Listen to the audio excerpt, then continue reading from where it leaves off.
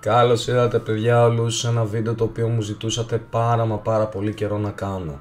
Αυτό το βίντεο είναι για τον κόσμο τον οποίο θέλει να πάρει το μικρόφωνο στο Roblox, πόσο μάλλον θέλει να μιλάει στο παιχνίδι και να ακούει κόσμο.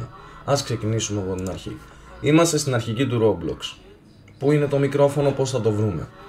Πηγαίνουμε στο γραναζάκι εδώ πέρα, πατάμε settings, τα πρώτα βήματα και πάμε στο privacy, content and maturity. Αυτό είναι το πιο σημαντικό βήμα γιατί αυτό παρέχει όλα αυτά που χρειαζόμαστε για να πάρουμε το μικρόφωνο. Μετά το privacy, content maturity πηγαίνουμε στο content maturity. Στους περισσότερους λογαριασμούς αυτή τη στιγμή που μιλάω, οι περισσότεροι, έχετε αυτήν εδώ πέρα τη βουλίτσα στο moderate. Τι σημαίνει αυτό? Πρέπει αυτή τη βουλίτσα να την πάμε εδώ όπου την έχω εγώ. Με το που την πάμε εδώ, τι κάνει? Φεύγουμε από το content maturity με το που πάρουμε αυτή τη βουλίτσα και πηγαίνουμε στο communication. Και τι κάνουμε? Voice chat. Πάμε και τον ενεργοποιούμε απευθείας. Αυτή τη στιγμή, όπως βλέπετε, θα μου πεις, δεν μας έδειξες ακριβώς τον τρόπο. Γι' αυτό τον λόγο έχω φτιάξει ένα καινούριο account για να σας δείξω ακριβώς πώς γίνεται σε ένα νέο λογαριασμό ή σε κάποιον ο οποίος θέλει να το πάρει. Έχουμε και λέμε, έχω ένα νέο λογαριασμό. Στους νέους λογαριασμούς θα χρειαστεί να δώσει ηλικίες, το ένα και το άλλο στο account info, τηλέφωνα και email. Το προσερνάμε αυτό. Είμαι καινούριος, θέλω να πάρω το μικρόφωνο. Privacy, content maturity και μπαμ, εδώ είμαστε, αυτό που είπα. Οι περισσότεροι το έχετε στο moderate. Τι κάνουμε? Πάμε στο restricted αυτή η βουλίτσα και τι μας ζητάει?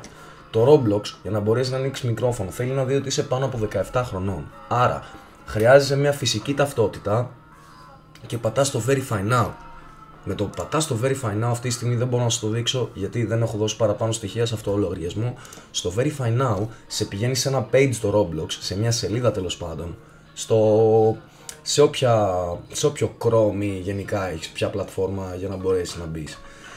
Σε πάει σε μια σελίδα την οποία θα σε κάνει verify με την ταυτότητά σου. Θα αναγκαστεί να σε τραβήξει κάτι σαν βίντεο ή φωτογραφία την ταυτότητα και όλα αυτά γίνονται με το Verify Now. Έχουμε και λέμε.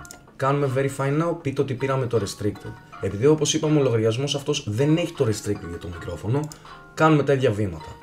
Πάλι privacy, content, communication και εδώ πέρα δεν υπάρχει το voice chat. Ενώ κανονικά θα υπήρχε άμα είχαμε πάει στο Restricted. Έχουμε και λέμε.